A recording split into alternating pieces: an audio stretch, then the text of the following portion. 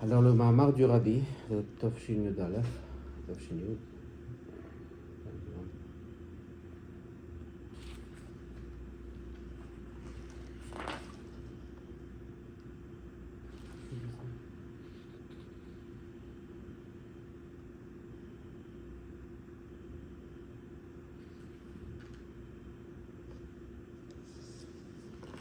Quoi ici le Mahamar Tofshin Yud?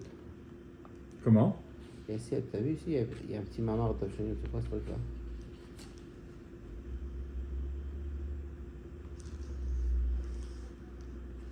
Comment ça marche? Bon, Tofshin Yud Aleph, je pense. Alors, si je sais bien, les Mashpim, ils étaient très chauds à avoir le Mahamar du Tofshin Yud Aleph. Et je pense que Rav Shlomo Chaim Kessler disait que chaque personne doit l'apprendre par cœur. Il disait que si quelqu'un il a un doute dans sa vie, il a besoin d'une Yeshua, d'une réponse, d'une clarté, bah, il doit répéter ce Mahamar dans sa tête.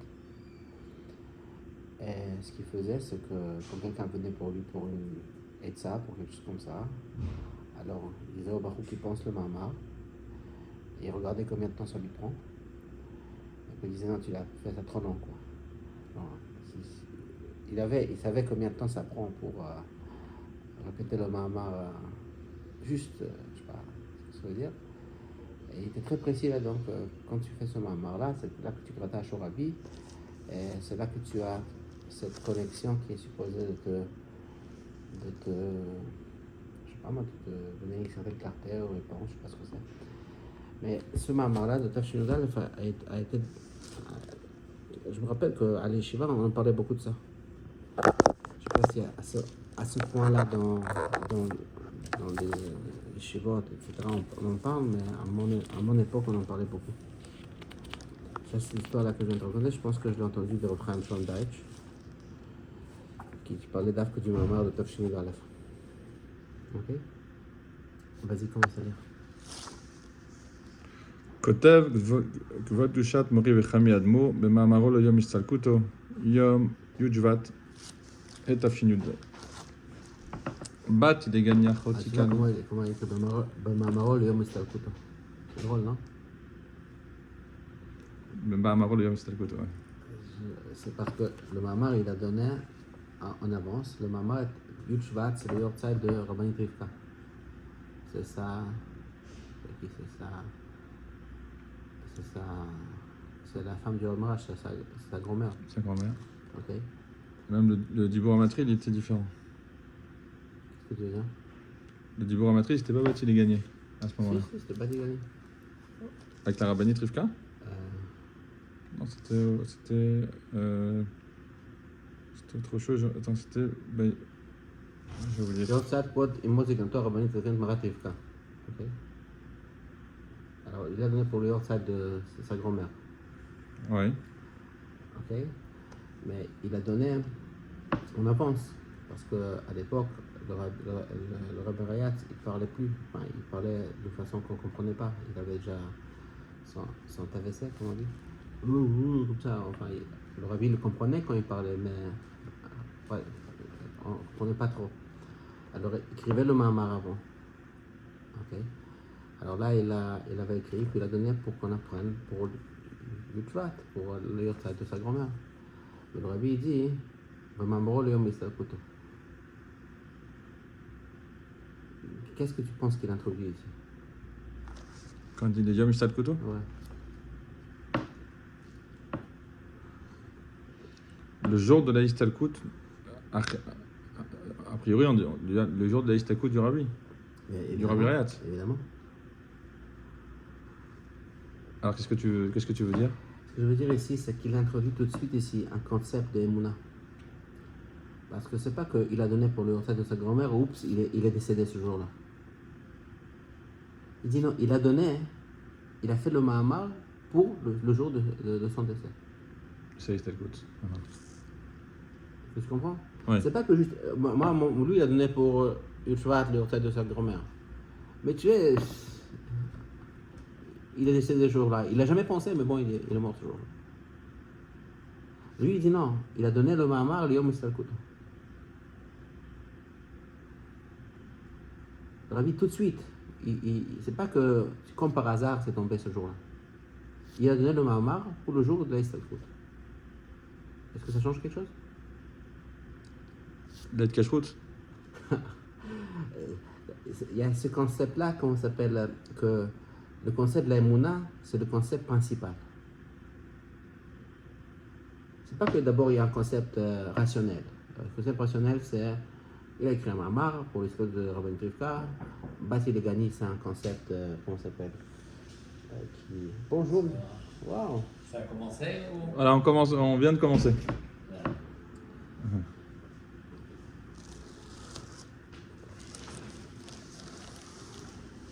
Bishma, vous êtes devenu une vedette? Je suis venu quoi? Non, vous êtes déjà. Ah, C'est pas... d'accord. C'est... Il y a d'autres livres bons sur ça? Là. Ah, tu filmes aussi? Ah ouais. C'est pour le Zoom, pour les gens qui veulent après... À distance, dans le jacuzzi. Ouais, évidemment. Pas tout seul, hein. C'est un mignon. Alors qu'est-ce qu'on disait? On disait ici que on parle le Mahamar de Tafshin Darev, j'ai pas été le gagner par l'idée de Mendel. Et on a commencé juste la première ligne. Le Rabbi dit Kotev, Moshe Mori B'Chamei Admor, B'Ma'amaro L'Yom Istalkuto. Ok. Alors on discute ce point-là que le Rabbi Rayatz ne l'a pas donné comme le Mahamar pour Saint Istalkut. C'est pas dit ok les gars, je vais partir une Shvat et puis voilà le Mahamar. Il a donné le Mahamar pour le Yortzah de sa grand-mère, Rabbi Rivka. Mais le Rabbi, il n'écrit pas ça. Il dit Beferouche, il a donné le Mahamar pour le Yom Istalkut. Alors on discute ce point-là. C'est-à-dire, c'est une amtsa de lui, ou est-ce que c'était l'idée du Rabbi Rayatz, mais c'était à lui, que lui, il l'a décodé? Qu'est-ce que ça veut dire, en fait? Il y a un bins entre ce qu'il annonce, que c'est pour sa grand-mère, et le Rabbi, il donne une autre version. Alors c'est ça le point, c'est exactement ce qu'on discute. C'est que si on va juste être rationnel, on va dire, bon, il y a ici un concept qui est rationnel, c'est-à-dire qu'il a donné pour le truc. La pratique, c'est avéré que c'était c'était le jour de son décès à lui. Okay? Le Rabbi, il nie ça. Il dit non, il a donné le khatri là pour le jour de son décès. C'est ça la cotère, c'est ça le titre. Et pourquoi alors il ne le dit pas clair? Il le dit clair. Non, pas le Rabbi. Pourquoi le Rabbi précédent il fait passer ça sous je te fais une embrouille, c'est pour ma grand-mère. Alors vous voulez que le Rabbi Rayatz le fasse aussi? Okay. Non, je demande des pages toutes. Moi je pense qu'il y a toujours... C'est comme tu me demandes, tu veux un thé? Non, je veux pas un thé. Mendel il dit, non, en vérité il veut un thé mais il veut pas. Alors quand il te dit je veux du soda, en vérité il veut du thé. Il y a une tralouette dans l'histoire. Je sais pas, hein, moi je débarque de l'extérieur, c'est comme ça que je comprends. Peut-être que je comprends mal, je sais pas.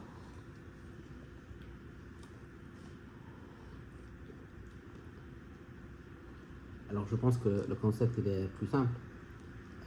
Puisqu'il a donné le Mahamar à Bon Yutchvat, pour Yutchvat, et il décès de Yutchvat, alors c'est évident qu'il a donné pour le jour de sa Istalkut.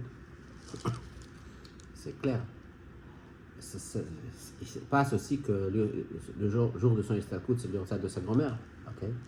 Et ça, tout le monde le savait. Et le fait qu'il lui va décéder, on ne le savait pas. Et puisque c'est ça ce qui était arrivé pour le Rabbi, c'est évident, c'est pas une question, c'est le titre. Okay? C'est que ça m'a marqué à donner pour ça Istalkut. Ok. Ah, peut-être pour ne pas nous affoler, il n'aurait pas dit clair. Je ne sais pas pour affoler ou pas, je pense que ce concept-là, et c'est ça ce qu'on parlait, on a ouvert un petit peu le terme de Hitkashrut avec Mendel, c'est que la Hitkashrut au Rabbi, il y avait une histoire que il y avait quelqu'un qui est venu demander une Etzah chez le Rabbi Rachab. C'est une histoire d'affaires. Et il n'a pas suivi la Etzah du Rabbi. Vous savez, à l'époque, Chassidut, Chabad, c'était grand. C'est-à-dire qu'il y avait déjà des générations de Chassidim. Ce n'étaient pas tous des Chassidim comme on le voit aujourd'hui. Aujourd'hui, si on est Lubavitch, on est dédié au Rabbi. À l'époque, ça fait déjà plusieurs générations de Chassidé Chabad. Et souvent, ce que ça c'était, c'est qu'il y avait des chassidim qui sont devenus des chassidim par le Nusach, on appelle Nusachari, c'est ce qu'ils priaient. Ils avaient certains minagim, etc. Mais ce n'était pas des chassidim chauds. Okay? Souvent, les chassidim, les enfants de ces chassidim devaient redevenir chassidim. Par exemple, Rav Mayor, Rabbi Shemas, ils venaient des familles chassidiques. C'est comme s'ils devaient redevenir chassidim. Okay? Malkovna qui devait revenir chassid. C'est que on peut rester genre Chabad juste du fait que d'ailleurs à l'époque on n'étudie pas le chassidut comme aujourd'hui, c'est le Bachurim, etc. C'est que en Balabait, elle apprend un peu le Tanya, comment ça s'appelle, l'écouter Torah, ok. Et puis il y avait des grands chassidim, mais la masse des gens c'était des gens comme tout le monde, ok. Simplement ils avaient à nous, ça peut-être ils faisaient un lechaim Yutet Kislev, ok. Mais c'était ils n'étaient pas tous des chassidim chauds. Alors il y avait un chassid comme ça, peut-être plus moderne, il est venu chez Rav Rachab, il lui demandait une etza pour son business. Il n'a pas suivi, il a perdu l'argent, je ne sais pas quoi. Il est retourné chez Rav Rachab, dire voilà, je n'ai pas réussi, qu'est-ce que je fais? Alors Rav Rachab lui dit, il y a des gens qui pensent que je suis un nabi. Il y a des gens qui pensent que je suis un tzaddik. Il y a des gens qui pensent que je suis un chacham. Et toi, tu n'as fait aucun d'eux. C'est ça que t'as fait aucun d'eux. Tu n'avais pas écouté. Tu n'as pas écouté. Parce qu'il a pas écouté, il a perdu. D'accord. Alors, le point ici, c'est que quelque part, nous avons, on peut appeler ça un choix. Comment est-ce qu'on va interpréter le rabbi? On peut dire, ouais, le rabbi, c'est juste un gars intelligent, il a beaucoup de choses. Quelqu'un d'autre dit, non, le rabbi, c'est un tzaddik, il a c'est un avis, je sais pas quoi. Mais en tout cas, c'est quelque part notre choix, comment percevoir le rabbi. Alors, quelqu'un qui va dire que, bon, le rabbi Rayat, c'est un tzaddik, il a une chapatite, qu'il a donné un mahamar et pouf, c'est tombé comme ça. Le rabbi dit, non, moi, je veux pas comme ça, le rabbi Rayat. Pour moi, c'est évident qu'il a donné le mahamar pour son genre de ça. Est-ce que tout le monde perçoit comme ça, a priori, le rabbi? Non. Mais le rabbi nous enseigne la première ligne. C'est comme ça qu'il voit le rabbi Rayat. En d'autres mots, changez vos lunettes. En d'autres mots, c'est ça mes lunettes et c'est ça ce que je vous encourage à faire. Encore une fois, mais ce qui est intéressant, c'est que quelque part, vous savez, il y avait une fois une histoire de Aguna. Il y avait une femme, Aguna, qui est venue à Lubavitch, chez leur tzedek. Et puis, Aguna, c'est-à-dire que son mari il est parti, il ne sait pas où il est. Alors, à l'époque, les gens, ils voyageaient beaucoup. Et puis, le mari, il est parti quelque part. Et genre, il a décidé de ne pas rentrer à la maison. Alors, maintenant, la pauvre, elle est restée sans guette, sans truc. Alors, il est venu. Alors, le Rebbe lui a dit, c'est une bonne idée d'aller là et là, dans cette ville. Et Kitsour, elle est partie là-bas, elle a trouvé son mari. Après, ils ont fait le guet, je sais pas quoi. Alors, les enfants du Saint-Marcel, ils sont venus chez lui. Ils lui ont dit, c'est un miracle. Papa, tu viens de faire un miracle. Et on s'est dit, non, je suis là assis, il y a plein de gens qui viennent chez moi. J'entends des histoires.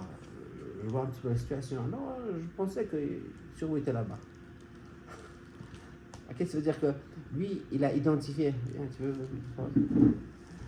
lui, il a voulu identifier ça comme un concept rationnel.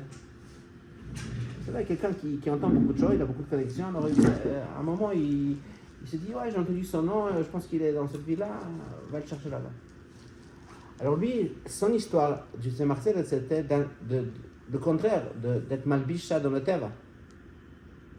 Mais eux, ils disaient, non, papa, c'était un miracle. Ok? Alors maintenant, le point ici, c'est ce qui est important, c'est un défi de voir ça comme le rabbi. Le rabbi, le fait, c'est ça qu'on appelle le khatri la riba. Il dit, moi, je te montre l'image, comment il est en vérité dans le monde, comment ça s'appelle, plus rouhani. Et moi, je te dis déjà comme un titre, c'est comme ça. Le Mahamar Bati le Gani, c'est le Mahamar que le Rebbe Raya s'est donné pour son Yom Statut. Qu'est-ce que tu en penses, Mendel? J'approuve, je suis content de cette explication-là.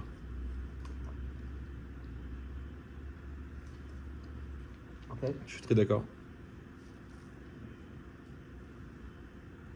Il y a une histoire comme ça que je ne me rappelle pas les détails, ok? Je m'excuse si je me tromperai. Je pense pense que je ne sais pas qui a pris avec qui le Tania, peut-être c'était le Marcel de Marash. Ils ont appris ce qui est écrit, l'Olam Hashem Dvachan Tzab Shamayim, qui pour Baal Shem Tov. Okay? Alors, le modèle, je pense, le Marash c'est Marcel. Pourquoi c'est pour Baal Shem Tov? C'est un Midrash. Alors, et je pense que ça c'est la question qu'il a racontée. Le Rebbe Rayatz aux États-Unis. Et je pense qu'il n'a pas raconté la fin. Il a dit maintenant, le Avir n'est pas tahor pour que je puisse raconter la fin de l'histoire. Non, je ne suis pas médaillek, mais alors, peut-être j'ai un peu tordu sur l'histoire, mais le point, je vais le dire. Et un an plus tard, il a dit que maintenant, Alpa et Mama, autour du 770, le Avir de Jotahor. Alors je peux raconter l'histoire qu'il est parti au Oel. Alors il ne devait pas être il devait être Marash et Rebbe Rachab, s'il est parti au Oel. Et il a entendu la bonne réponse. Pourquoi c'est comme ça? Parce que l'Admour Azaken voulait mentionner le Baal Shem Tov. Et c'est quoi l'histoire ici? Pourquoi est-ce qu'il ne voulait pas raconter ça avant? Parce qu'il raconte ici une histoire miraculeuse. Qui va au Oel et il communique avec la personne qui est là-bas, il reçoit une réponse. Et avant, il ne voulait pas raconter cette histoire parce que la vie n'était pas tahor. Donc cette histoire, ce serait comme des bêtises racidiques. Hein. Et une fois qu'il y a Tarat Avir, alors ça veut dire que maintenant je peux entendre cette histoire et je peux vraiment y croire. Sinon, ça va être du folklore chassidique, des bobas qui se racontent. C'est mignon. Bien, si tu veux vraiment t'évader du monde, tu peux y croire là-dedans.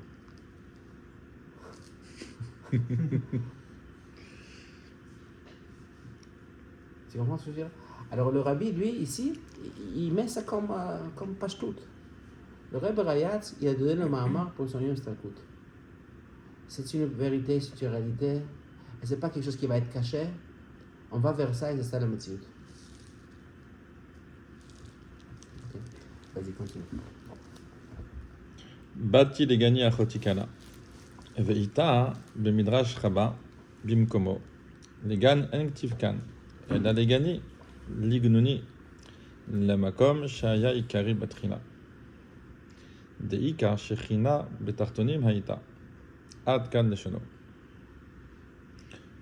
ולהבין דיוק הלשון עיקר שכינה, הנה בפירוש שכינה מבאר גבוה קדושת אדמו"ר הזקן, שנקראת שכינה על שם ששוכנת ומתלבשת.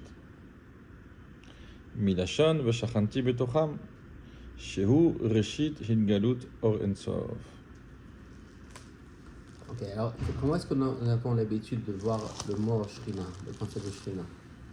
Okay. Alors Shrina, c'est comme on dit, c'est pas Kadosh Baruch Hu lui-même, si on peut dire ainsi, mais c'est sa révélation. Okay. C'est quoi le problème avec la révélation? C'est quoi le problème avec la révélation? C'est pas le Etzem? Non, c'est pas ça. Qui peut être mal interprété.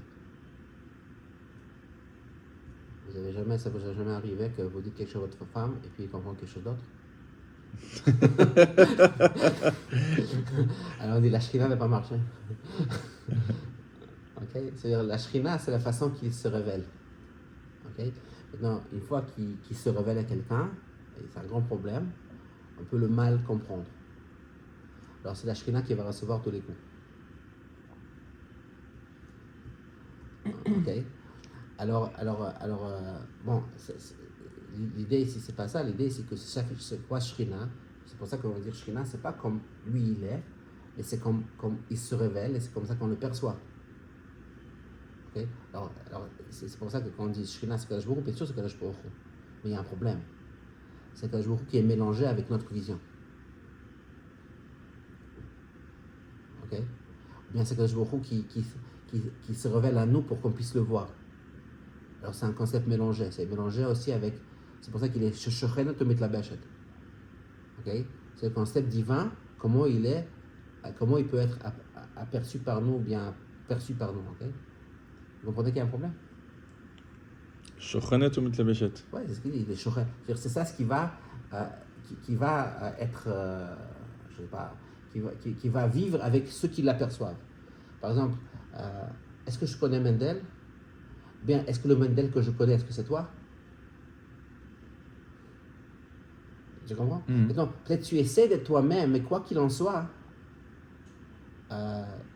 celui que moi je vais connaître, ça va être celui que moi je connais. Et celui que toi tu pourrais révéler vers moi, ok? Ça va être aussi juste que tu pourrais me révéler. Parce que c'est cette partie de toi qui est capable d'être perçue et connectée avec l'autre. Mais Toute chose, elle est comme ça. Bien sûr. Bien sûr. la révélation, elle dépend de la personne du Mekabel. C'est pour ça que par exemple, que la voix de Moshe Rabbeinu, elle vient de Nehi. Pourquoi il vient de Nehi? Pourquoi il ne viendrait pas de Etzem Amida? Parce que tout ce qui se révèle, ça se révèle quoi? Juste à travers le Nehi. Il n'y a pas d'autre option. Okay? On voit que la réunion de la chose. Okay? Si je vais révéler le chesed, qu'est-ce que vous allez percevoir? J'ai juste le Nehi de ce chesed. Okay? C'est pas, évidemment, c'est pour ça qu'il dit que le gilouï de quelque chose s'appelle Shrina, le gilouï de Ensof, ok? Shu Reshit et Galut or Ensof. Alors on dit, c'est quoi le Reshit? Galut, c'est Ikar Shrina. Ikar Shrina, c'est la première place en lui, en Kadosh Baruch Hu, qui dit, bon, il y a moi, et il y a ma capacité de me révéler. Vous comprenez que c'est un chidouche, Kadosh Baruch Hu peut se révéler. Il y a un problème. Si moi je suis préoccupé à être moi-même, okay, je peux me révéler. Je vais dire toujours, Mendel, tu ne me connais pas. Moi, tu ne me connais pas. David, alors là, tu ne me connais pas. Okay? Alors, de dire que je peux me faire connaître, okay, qu'il y a en moi cette capacité de me faire connaître, c'est un ridouche pour deux choses. Un, c'est que je peux vraiment me révéler, est-ce que vous percevez, c'est vrai sur moi? Et deux, que je suis capable d'être OK avec ce que vous percevez. Tu comprends ce dilemme-là? Ouais. Par exemple, si moi je suis très préoccupé à être moi-même, okay, je suis moi, le unique moi, okay, alors j'aimerais surtout pas que tu te trompes, à me voir, à te tromper qui je suis vraiment. Alors j'aurais du mal à m'exprimer, j'aurais du mal à Attends, pourquoi préoccupé? Pourquoi tu dis ici le mot préoccupé? Si je veux toujours être Yosef, le vrai Yosef authentique et comment ça s'appelle, Yichoudi, spécial, quoi, que je suis. Alors une fois que je me révèle, unique, une fois que je me révèle, spécialement si je me révèle à travers par exemple les paroles, etc., c'est quoi les paroles, c'est quoi les mots, c'est des trucs génériques. En fait, on écrit tout par les mêmes paroles. Alors quelque part, moi je dis, je suis perdu là-dedans. Je suis perdu dans mon expression. Il n'y a plus moi dedans. Il n'y a pas assez de moi dedans. Ou bien on peut me confondre. Vous comprenez, Shmuel? Quoi? C'est quoi le... On en est arrivé, Yarbi. Tu peux dire exactement la même chose sur ça. Qu'est-ce que vous voyez? Lui, il va dire, je vois un verre. L'autre, il voit 5 agorotes. L'autre, il voit 3 grammes de plastique. Moi, je vois un emsaï pour boire. Et puis, toutes tes réponses sont vraies. Bien sûr, mais le problème, c'est que le verre, lui, il n'a pas de problème avec le fait qu'on l'identifie différemment. Lui, il s'en fout. Mais s'il y a quelqu'un qui a une vraie métiout, une vraie atzmout, ok? Mais pourquoi c'est pas une vraie métiout? Non, lui, il n'a pas d'identité, il n'a pas de modaou. Il n'a pas de sentiment, il n'a pas de Il n'a pas de sentiment, mais il a une métiout, c'est une métiout. Non, mais c'est une métiout que vous définissez. Alors le verre... Oui, mais on va tous la définir de manière différente, chacun bien. avec sa façon de voir. Aucun problème, parce que lui, le verre, il n'insiste pas à quelque chose. Il n'a pas une insistance. Mais si par exemple vous rentrez chez vous à la maison, ok, et chacun va vous identifier différemment. Par exemple, il y a un enfant qui va venir chez vous, papa, c'est celui qui me donne des câlins. Ah, c'est mon nounours. L'autre enfant va dire, papa, c'est celui qui me donne l'argent. Il dit, papa, c'est celui qui va me critiquer. Mais toute la vie, il est comme ça, dans tous les sens. Mais bien sûr, mais une seconde. Alors après, vous allez vous promener avec ça et vous dire, mais j'ai aucun copain. Tout le monde me donne un rôle, et puis voilà. Mais moi, je suis défini par ce rôle-là. Vous, personnellement, ça va vous ennuyer parce que vous existez. Vous ne voulez pas juste jouer des rôles que les gens vous prescrivent. Alors, chaque révélation, ok, elle a ce danger que peut-être ma révélation va être mal interprétée.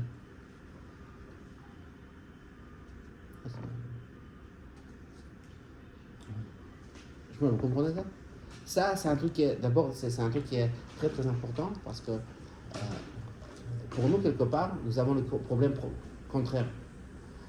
Moi, je ne commence pas ma vie en étant un Etzem et puis après, je me révèle. Moi, je fais le contraire. Moi, je sais comment est-ce que j'existe? Parce que Mendel m'aime bien. Ah, alors j'existe, je suis bien. À Shmuel, il me critique. Alors, peut-être je ne suis pas très bien. Et que moi, je commence mon identité, pas de moi-même, mais à travers le feedback que je reçois. Moi, c'est comme ça que j'ai commencé ma vie. Alors, on nous dit, éventuellement, tu dois devenir un pnimi, parce que tu ne dois pas toujours juste penser à ton feedback, ok? C'est-à-dire que nous, on fait le contraire. Mais Kadosh Baruch Hu, que pour lui, c'est le contraire. Lui, il existe. Et non seulement qu'il existe, c'est la seule existence qui est vraie. Alors, la révélation, ça pose un problème. Donc la Shekhinah, c'est le contraire de la Pnimiut? La Shrina, c'est quelque chose qui... Ah, c'est une bonne question, ça. La Shrina, c'est pas le contraire de la pneumonie, pas du tout. Parce qu'il est authentique, il est authentique dans la Shrina. Mais il y a un danger dans la Shrina. La Shrina peut être mal interprétée. Et d'ailleurs, ce qu'on va voir ici, c'est que quand on fait des avérotes, qu'est-ce qui fait la Shrina? Kafit, vas-y, pourquoi? Ça marche pas ensemble. Pourquoi? Parce que tu m'as mal interprété. Ça veut dire que tu m'as mal interprété. Ok. Si chaque fois que vous rentrez ici, je dis « Ah, Shmuel est là, sûrement tu nous as ramené du whisky. Du harak. » Du harak. Ah, il dit « Mais ras-le-bol, mais lâchez-moi, quoi? Mais je suis juste celui qui ramène le harak. Mais quoi, il n'y a rien d'autre? » Ah oui, Shmuel, mais c'est évident, je lui ramène du harak. Ok, alors on dit « Les gars, je viens plus. Je viens plus. » C'est comme ça que vous me voyez, juste le gars qui ramène le harak. On vous a réduit à quelque chose, on vous a utilisé pour quelque chose. On s'en fout de vous. Alors je vais arrêter de venir. Oui, qu'est-ce que vous allez Mais faire? que moi je me vexe, et que moi... Mais alors c'est une super grande question. Que moi je me vexe et que moi je suis gêné parce qu'on veut me coller une étiquette que c'est pas moi. Je comprends. Mais Kadosh Baruch Hu, il se vexe parce que je suis une Avera. Allô. Shmuel, Alors, il y avait un vin, pas, il y a une essai. Moi je l'ai kiffé, mais je l'ai pas bu pour t'embêter. Je l'ai bu pour moi. Shmuel, il s'est pas vexé. Il y a un gros...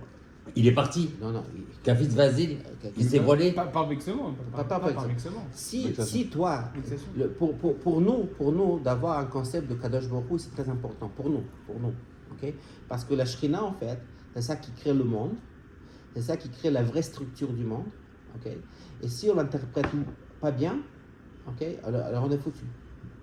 Alors, lui, il voulait surtout pas, par exemple, le monde aujourd'hui, il y a un aspect qui manque énormément dans le monde, au niveau du Galout. Qu'est-ce qui manque?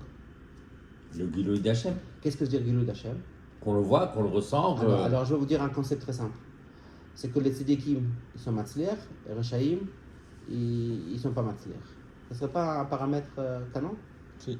Si, évidemment. Et donc, si c'est juste, si ça marche, et d'ailleurs, il y avait un temps, on a dit que c'était comme ça. Okay? Beth Amikdash. Beth Mikdash, ok? C'est-à-dire que quelqu'un on voit dans le Gemara plein de choses, il y avait un problème dans nos villages, il cherchait c'est quoi la Avera qu'on a fait ici, il la découvre, il fait tchouva, tout va bien. Ok? C'était un concept qui était... Direct. Qui était direct, ok? Je veux dire que feedback direct, je veux dire que c'est ça la vérité, c'est comme ça que ça marche. Action-réaction. C'est ça, action-réaction, c'était évident, c'est comme ça que ça marche. Alors, maintenant, malgré tout ça, malgré qu'il y avait cette clarté, okay, d'ailleurs on dit que c'est d'ailleurs pour ça qu'il y avait le grand Yetzera pour Avodah Zara, pour donner une équivalence. Contrebalancer, ouais. Voilà. Vous savez, c'est épatant. Vous allez à côté de l'Aïr Atika, il y a Gay, comment ça s'appelle, Belénom, comment ça s'appelle?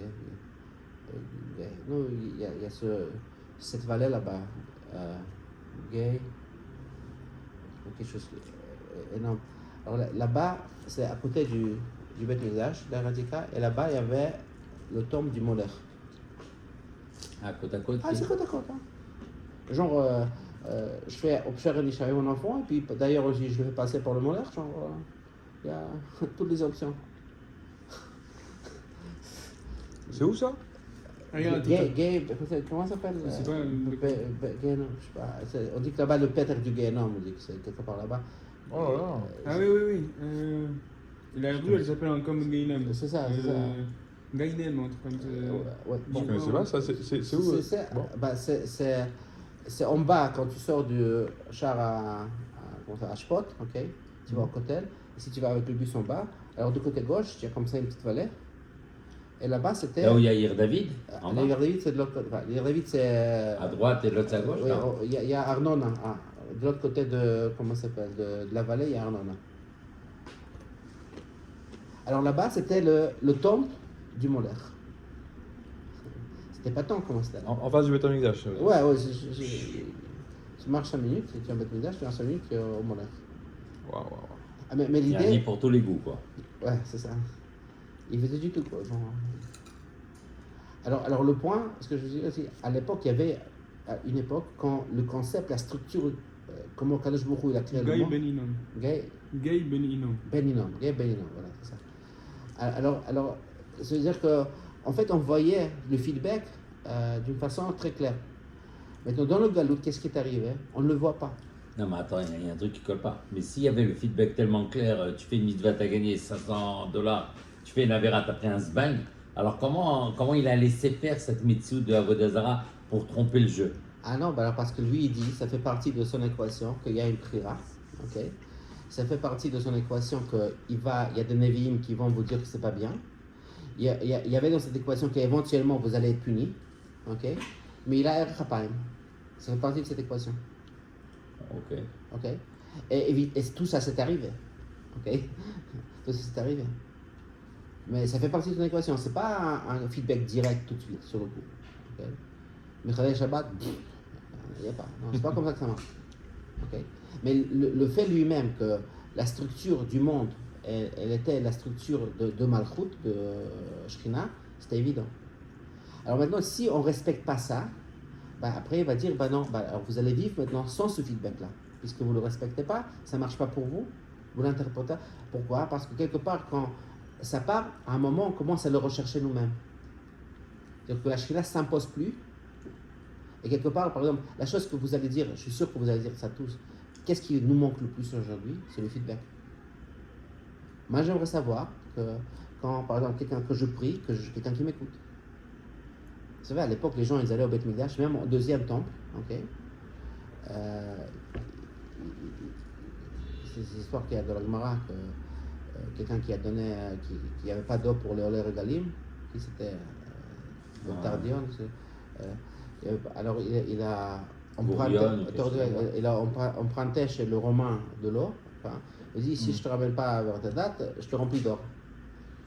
Alors il est parti, il faisait tard, le gars il disait, bon, il est parti au Beth Mikdash, il a prié, puis il a plus qu'à venir. Okay? On veut savoir que ce qu'on fait, c'est vrai, on veut savoir qu'il y a un feedback qui se passe là-dedans. Okay? Non, c'est vrai, on sait que c'est vrai, mais on veut la tchouva. Oui. Quelqu'un qui est malade, il veut la réfoua. Quelqu'un qui a un problème de parnassa, il veut l'argent. On veut la totsa dans le maasé. Non, une seconde. Totsa dans le maasé, c'est bien, mais il y a un aspect qui est beaucoup plus profond que ça. Moi, je veux savoir qu'il y a quelqu'un qui m'écoute. Moi, je veux. Mais quand tu as la totsa, ça ne veut pas dire qu'il t'a écouté, il t'a exaucé. Bah, c'est justement. Mais comme vous l'avez dit, il y a toujours deux approches. Il y a quelqu'un qui veut juste la totsa, il s'en fout comment il arrive. L'autre qui dit, la totsa, ça montre que je suis entendu. Bien, ça peut me montrer qu'est-ce que. Oui, mais entendu, c'est bien, je t'ai entendu, mon bras. Mais t'as vu, j'ai mon problème, où est la Non, solution? entendu dans le sens où exaucé. Non, encore une fois, on peut voir ça de plusieurs niveaux. Si je recherche que le tahlit, alors je peux aussi aller chez le molaire. Ok? Et c'était ça vraiment le conclu. Si on veut juste la conclusion de la chose, on n'est pas loin de la Avodah Zarah. Parce que si mais il y a un aspect beaucoup plus profond chez l'être humain. Attends, un instant. Le molaire, il te donne pas le résultat. Bah, la Avodah Zarah, pourquoi est-ce qu'il le faisait s'il n'y avait pas de résultat? D'après Rafi, il y avait. Il y a marqué que les femmes disaient que quand il était Mivakot et Tammuz, quand ils servaient le Tammuz c'était une Avodah Zarah, alors on avait tout ce qu'on avait besoin. Non, parce que le Rambam, il dit que tout ça, c'est. Le Rambam. Le Rambam, il dit que tout ça, ça n'existe pas. Ok. Peut-être maintenant, pas. Non, à c'est l'époque, pas il dit nécessaire. que le Rambam, il est catégorique là-dessus. Le point, c'est pas ce que le Rambam dit, c'est pas la vérité. Le point, c'est comment les gens le percevaient. Uh-huh. Si les gens ils percevaient qu'il y avait une corrélation, ça marche, c'est tout. Ok? C'était vrai ou pas, je m'en fous vraiment. Le point, c'est que. Ok. Le point que je suis en train de dire ici, c'est que. C'était l'enceinte du placebo. Le quoi, le? L'enceinte du concept placebo. C'est vrai, oui. Et c'est comme ça qu'on fait. Si on va dire, par exemple, vous savez comment ça marche. le Rambam me dit que la prière, ce n'est pas la preuve de la Emouna. C'est-à-dire que ce n'est pas que je vais utiliser la prière et de ça je vais être Ma'amin. Mais une fois que je suis Ma'amin, je dois prier. C'est-à-dire que la tefila, c'est la conséquence de la Emouna. Ce n'est pas le point de départ. Le point de départ de la Emouna. Il y a beaucoup de gens qui disent si je prie, après ça s'exauce, ça veut dire que c'était vrai. Ok? C'est pas une bonne approche. L'approche c'est le contraire. Alors, on dit que puisque nous croyons en Dieu, alors il a la mitzvah de lui prier. Quelque part, c'est le contraire. C'est-à-dire que la prière, ça nous renforce la Emouna. Mais ce n'est pas C'est la la source. Totsa'a de la Emouna. Parce que je crois qu'il y a quelqu'un qui va m'écouter, je lui demande. Voilà. D'accord, mais les gens, ils ne veulent pas que demander, ils veulent aussi recevoir. Okay. Moi, je réponds sur ce que je veux dire ici, que le concept du feedback, c'est un concept beaucoup plus profond que simplement, par exemple, quelqu'un qui allait chez le rabbi, même au dollar, okay, le rabbi le regardait. Alors, il y a aussi un aspect qui bénissait, il y a aussi l'aspect qu'il y a la bénédiction qui ramenait une bracha, une vraie bracha, okay? Mais il y avait un truc qui était beaucoup plus puissant que ça, c'est le etzem, être face à face au rabbi, que le rabbi me regarde. Okay? C'était beaucoup plus profond que tout ça. C'est-à-dire que je découvre une certaine existence en moi, une certaine connexion que je ne connaissais pas autrement. Le témoignage du rabbi, tu vois que la majorité des histoires, c'est surtout le réglage qu'il y avait entre la relation, pas la bracha concrète. Quand tu vois Rabin qui parle du rabbi, il dit c'est les yeux du rabbi, les trucs comme ça. Non, Nahon, c'était très fort, tu sentais un rayon X qui pénètre, etc. Mais, à la fin, mais quand tu as un gros problème, qui me regarde tout d'Araba, mais où elle est la solution, papa? Alors, encore une fois, moi, ce que je suis en train de dire ici, c'est on peut parler des solutions, mais ce que je veux dire, il y a beaucoup plus de choses beaucoup plus profondes que ça. C'est pour ça que notre besoin du feedback, c'est un besoin. Maintenant, qu'est-ce qu'on fait avec ça aujourd'hui? Mais quelque part, la personne qui vit, nous avons deux options. Ou bien je vais dire qu'il n'y a pas de feedback et tout est par hasard, et arrête d'espérer. C'est une option. C'est l'option que... La Chitagoy. Oui, l'option... puisque je suis frustré à essayer de voir qu'il y a ici quelqu'un et puis que je vois quelque chose, bah alors je vais y croire à rien, et puis je vais juste suivre avec l'idée qu'il n'y a rien. Ou bien, au contraire, je vais le poursuivre malgré tout. C'est ce qu'on fait depuis 2000 ans. Ah oui, bien sûr. C'est pour ça que, comme vous avez dit, le fait que la Shrina part, okay, c'est pas parce qu'il est vexé, parce que si tu n'arrives pas à vivre avec la Shrina dans le contexte de la Shrina, alors tu devrais maintenant le vouloir quand tu vois son absence. Tu devrais le rechercher maintenant. C'est-à-dire, l'absence crée le désir de le recréer. À l'histoire de la seringue, le vide est mon cher. Oui, oui. C'est-à-dire qu'évidemment, il y aura ceux qui vont être perdus, puisqu'il n'y a pas de quelque chose d'évident qui est le truc, mais il y aura un autre mouvement qui va se créer, que le monde va de lui-même vouloir, avec pnimiyut, désirer la Shrina. Pas parce qu'elle s'impose, parce que c'est lui le roi, etc., mais parce qu'on le veut. D'ailleurs, c'est ça le concept du galout. Hein. C'est que quand on avait la Malchoute, on appelle ça, on avait la Médina, on avait le temple, ok? On faisait Avodah Zarah. Je parle du premier temple.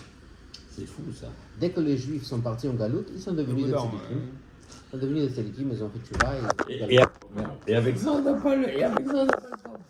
On est des tzadikim, on a fait tchouva en galoute et on reste toujours dans la... Non, mais vous comprenez l'idée, comment ça marche? C'est-à-dire qu'une fois qu'on le découvre de nous-mêmes, il n'y a pas une autre... c'est pas que... Bon, c'est un Ota des Tata. Voilà. Ça veut dire, après Gimal Tammuz, on va encore plus être avec le rabbi qu'avant Gimal Tammuz. On le voit d'une façon extraordinaire que l'étude de la Torah du rabbi, dans tous les sens, Ma'amarim, Sichot, etc., est devenue beaucoup plus approfondie qu'il n'était jamais avant. Et même les mashpim qui lui disent qu'avant, d'étudier un mamar du rabbi, c'était une kashrut. On apprend le mamar, ce qu'il dit, je ne sais pas ce qu'il dit, mais bon, on apprend le mamar du rabbi, c'est une kashrut.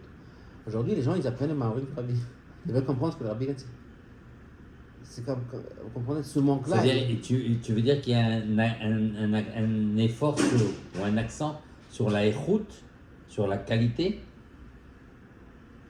Si avant, identifier la présence du rabbi parce que je le voyais, avant, je veux vraiment entendre ce que le rabbi il représente, ce qu'il dit, comment ça impacte ma vie, etc. Et que ce concept-là, il devient beaucoup plus pertinent. Pour revenir à la Shekhinah, on a dit tout à l'heure que donc, On a dit que la Shekhinah, c'est pas un manque d'optimité, ce que tu as dit tout à l'heure.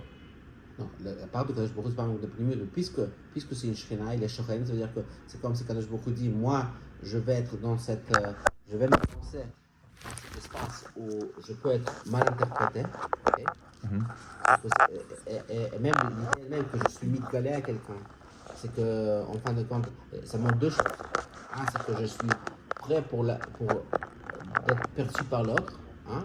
Et deux, je ne suis pas meouillard, comme on dit, je ne suis pas effrayé, menacé par le fait qu'il y aura une autre vision de moi.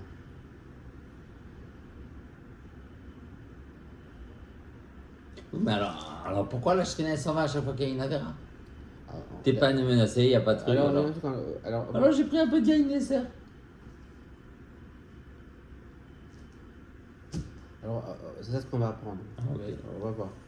Alors d'abord, on va voir c'est quoi Shekhinah, c'est quoi Ekar Shekhinah. Mais l'idée elle-même que Shekhinah, c'est Shochen Mitlabesh, Mishon Shechan Di Betocham. Ok, quand il Shur Reshit et Galut Orensof. Alors puisqu'il parle ici de Ikar Shekhinah, okay, c'est pas juste la Shekhinah, mais Ikar. Alors c'est Reshit et Galut Orensof. Quand le Orensof, il a ce concept que c'est pas juste j'existe, mais je me révèle. Comme je dis avant, au début, que le concept que quelqu'un qui existe, il va se révéler, c'est un chidouche. Parce que beaucoup de ceux qui existent ne veulent pas se révéler, parce que si je me révèle, je perds.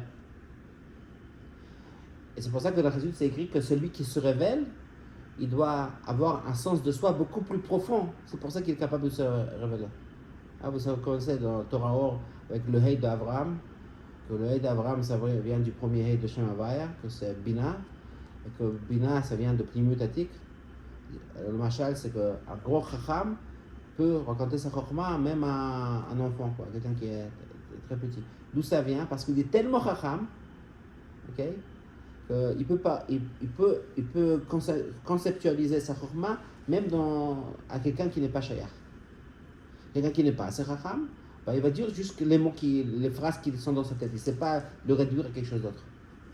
Alors, en fait, de compte, la perte qu'on a à travers le Gilouï, ça montre qu'il y a une beaucoup plus grande, comment ça s'appelle, beaucoup plus grande profondeur à l'existence. Vous savez, les adolescents, hein, c'est quoi les adolescents? C'est ceux qui recherchent à se créer une identité. J'existe. Ok? Mais ils ont un problème avec ça parce qu'ils ne savent pas comment le faire. Alors, vous savez qu'est-ce qu'ils savent dire? Ils savent dire ce qu'ils n'aiment pas. Ce qu'ils n'aiment pas. Ouais. C'est des pros pour ça. Ouais, alors, genre, c'est qu'on dit, il y a des là. J'aime pas. Ah non, j'aime pas. Okay. Mais c'est un grand problème de dire ce que j'aime. Sinon, Gdoula est capable de dire j'aime ça. Okay. D'ailleurs, il y a des gens qui n'apprennent ça jamais. Pour ça, par exemple, à Paris, il faut râler. Pourquoi râler? C'est de ne jamais dire ce que je veux. Je veux dire pourquoi ça marche pas. Alors Mendel, tu nous as pas emmené les trucs là?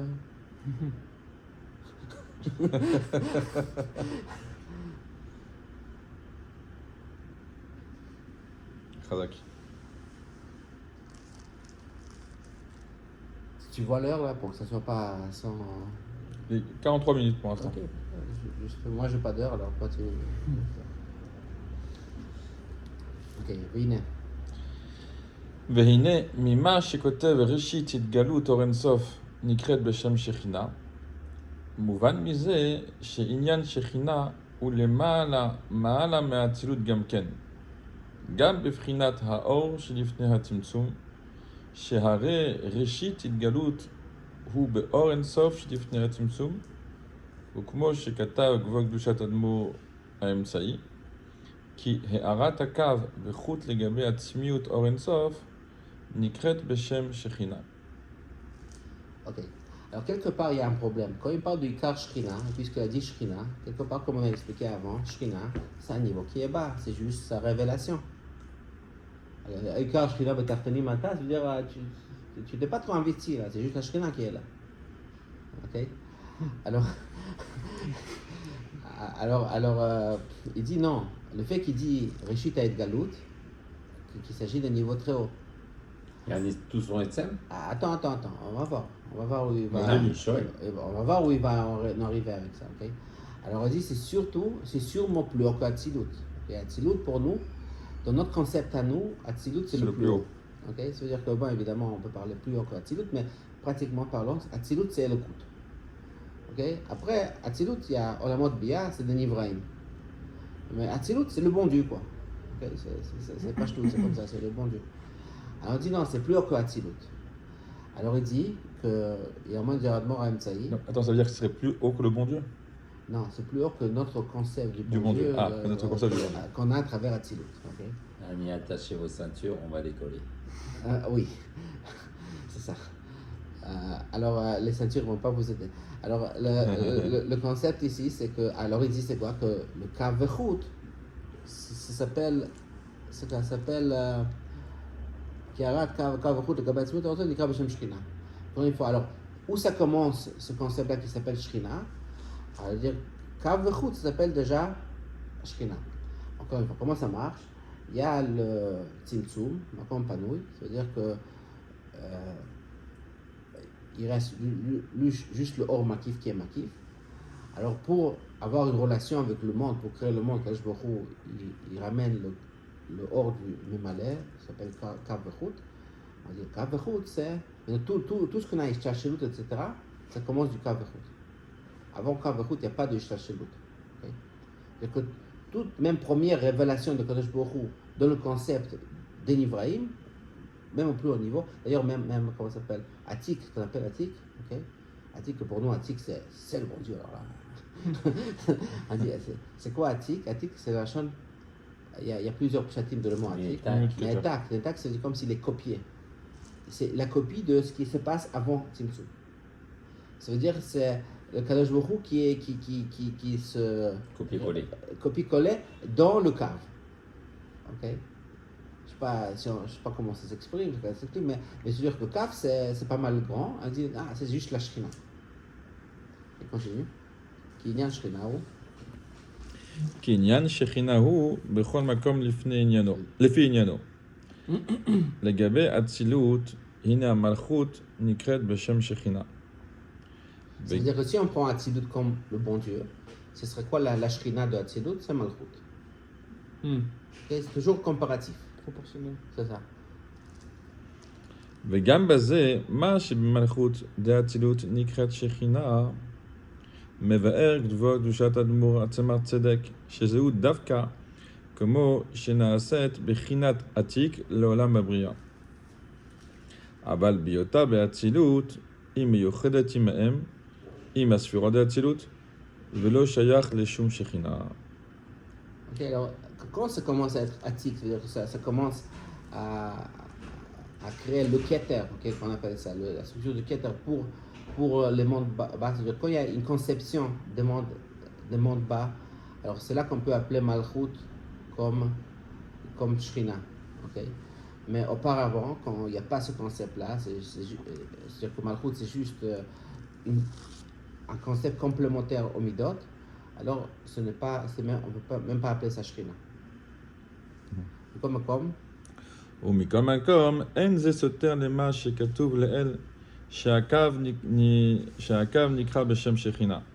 כי שכינה, שנאמר בדברי רז"ל, היינו מלכות דאצילות, ואף גם זאת רק שנעשית בחינת עתיק לבריאת דווקא, אבל בשורשה היינו כמו שהוא לגבי אור אינסוף, הנה גם הקו נקרא בשם שכינה.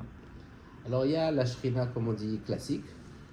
La Shekhinah classique, c'est Malchut. C'est comme ça qu'on dit dans Razal, quand on parle de la Shekhinah, on parle de Malchut. Quelle Malchut, une fois qu'il a déjà un rapport avec le monde, Atik le Bria. Okay? Mais si on voit ça d'une façon plus large, alors le Gabei Orensov, le Kav, c'est aussi considéré comme Malchut. ואחד הטעמים, מה שהקו נקרא בשם שכינה לגבי אור אינסוף, כתב גבוה קדושת אדמו"ר מוהר"ש, לפי שהקו כוונת המשכתו בשביל שיתלבש בעולמות ונשמות ישראל. ולכן, הנה גם בראשיתו נקראת בשם שכינה.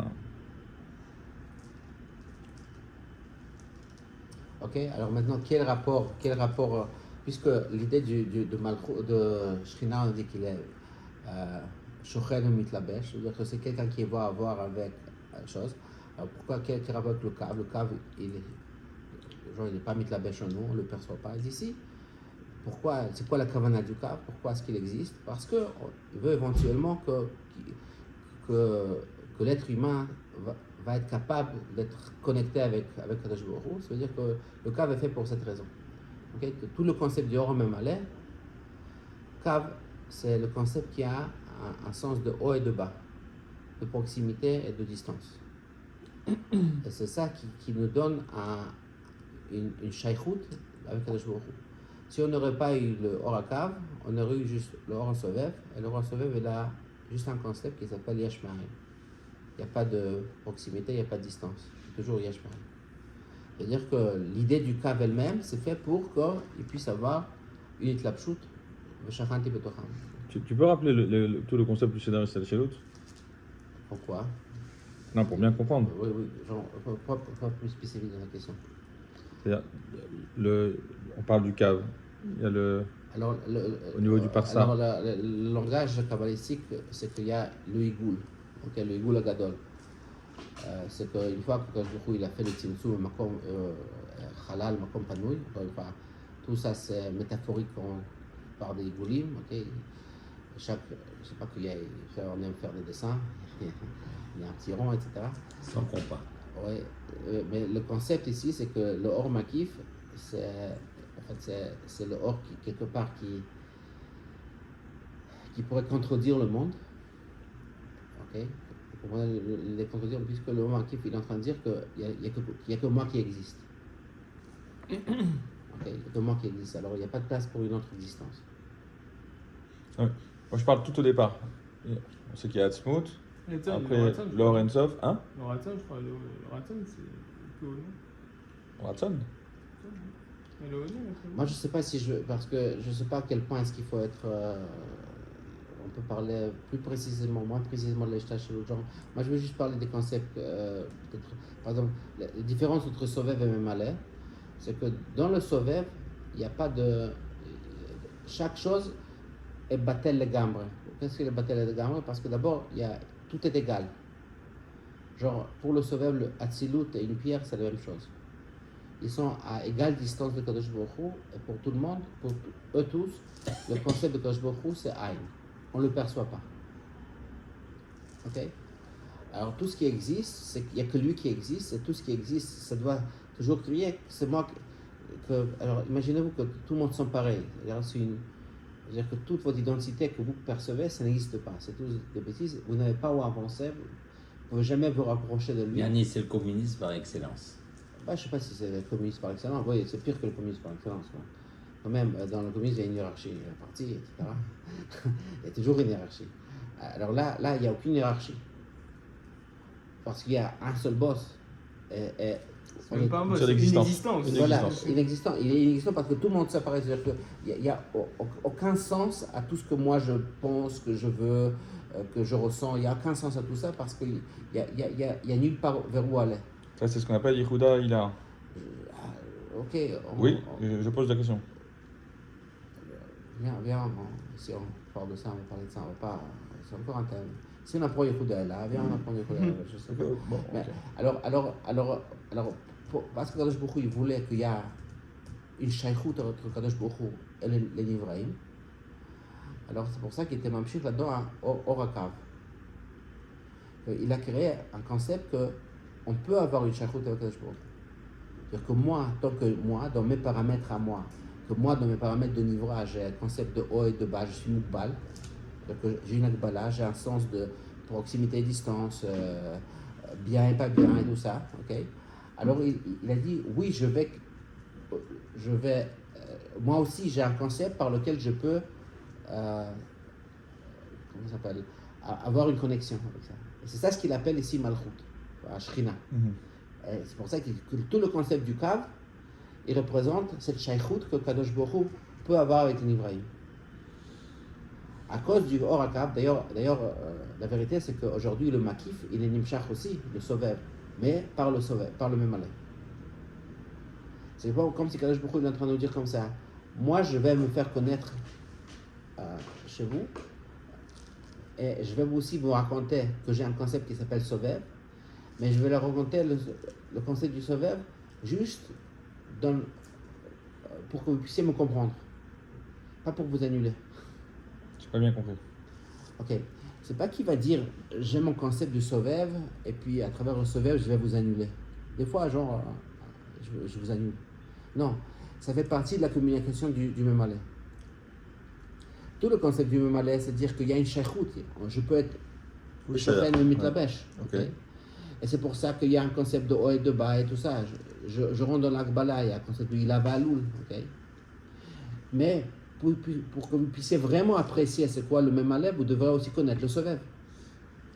Parce que on peut se tromper, si on voit le Memaleh, on peut se tromper à penser qu'il y a vraiment un RR, il y a vraiment comment ça s'appelle RR en français? Une relation. Une relation, Un rapport. un rapport, je sais pas, une mesure, Une comparaison. une comparaison entre le bon Dieu et nous. En fait, c'est ce qu'il dit le Memaleh. Alors il dit non. Le fait que le Memaleh il est capable de trouver une relation, c'est un grand chidouche. Ok? Alors, comment est-ce qu'on comprend que c'est un chidouche? Parce qu'il y a un gilou à Sovev dans le Memaleh. Sinon, on se serait trompé, on aurait pensé que, ah oui, Kadosh Baruch Hu, il est un peu comme moi, mais il est beaucoup plus grand. Ok? Alors, tu comprends? C'est comme ça que Kadosh Baruch Hu, le Blikvoul, il trouve une relation avec le Gvoul. Et c'est ça le concept du Kav. C'est ça qu'on appelle la Shrina. Je peux être Shochen ou Mitlabesh. Je peux, Pnimiyut, avoir une connexion. C'est quoi Pnimiyut? Que toi tu restes avec tes Mikbalot, et tu pourrais être connecté avec moi. Ça, c'est le chidouche du Horakav en général. Alors, c'est pour ça qu'il appelle ici Shrina, parce que c'est ça le concept qui. Tout ça, c'est fait pourquoi? Pourquoi il y a le Horakav? Pour qu'il y ait une Itlapshut.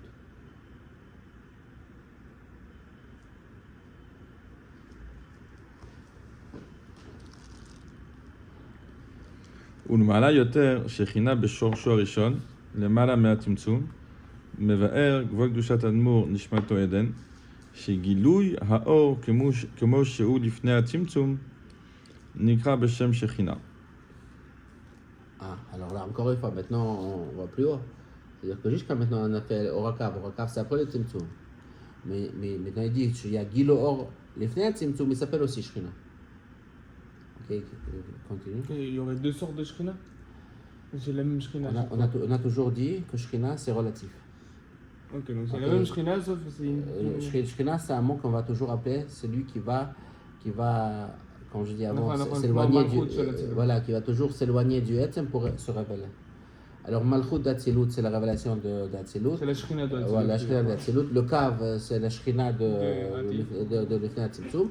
Mais on dit que l'Efnei Tzimtzum, il y a aussi Gilo Or. שבכללות האור שלפני הצמצום יש בו ג' מדרגות. עצם האור והתפשטות האור. ובהתפשטות האור שני מדרגות. גילוי האור כמו שהוא לעצמו, שזהו מקור אור הסובב, וגילוי האור לעצמו השייך לעולמות, שזהו מקור אור הממלא. וגילוי האור הזה נקרא בשם שכינה. ואף שהוא לפני הצמצום, ואי אפשר שיהיה מקור לעולמות, שלכן הוא צריך להיות הצמצום. Et c'est pour ça qu'il appelle que c'est Gilui Or La'atzmo. Ok? C'est-à-dire que c'est pas, il n'y a pas de Gilui pour quelqu'un d'autre, c'est Gilui Or La'atzmo. Alors il dit ici, il dit deux madrigotes. Il y a Etzem Haor. Etzem Haor, c'est le concept du Or, c'est même pas Mitkaleh. Après il y a le Gilui Or La'atzmo. Ok? C'est-à-dire que c'est pas quelque chose qui va révéler. C'est pour ça que ça vient du shoraj du Sovev, parce que le Sovev, il ne veut pas se faire comprendre. Okay? Il veut juste nous dire que tu ne me comprends pas. Okay? Et après, il y a le Gilui Or La'atzmo, mais, on dit, גילוי האור לעצמו השייך לעולמות, שזהו מקור אור הממלא. oui. Alors ici, il y a un or il est vraiment La'atzmo, mais c'est de ça que ça éventuellement va venir l'or à Memane. C'est-à-dire que c'est un or qui est La'atzmo, parce qu'avant le Tzimtzum, c'est tout La'atzmo. Ok? Et même dans ça, il y a des dargot. Oui. וצמצום הראשון שהוא בחינת סילוק דווקא, Mikol makom nikret beshem shechina. וזהו דיוק הלשון, עיקר שכינה בתחתונים הייתה, היינו שגילוי השכינה בתחתונים הוא לא השכינה כמו שהוא לגבי אצילות, היינו מלכות, גם לא כמו שהוא לגבי אור אינסוף, היינו הקו, כי אם עיקר פנימיות השכינה הייתה בתחתונים דווקא, כי האור שנתלבש בעולמות, הרי הוא בא בסדר והדרגה. ולמעלה מאיר בגילוי יותר, בכל מה שנמשך ומשתלשל מתמעט האור, וכן הוא בכלל באור דסדר ידי השתלשלות. ואף שקודם החטא היה גם למטה האור בגילוי, מכל מקום היה גם אז גילוי האור יותר למעלה. וכמו אמרו רז"ל, נטע ימינו וברא שמיים, נטע שמאלו וברא הארץ. אלא הכוונה על האור שלמעלה מעולמות עיקר שכינה.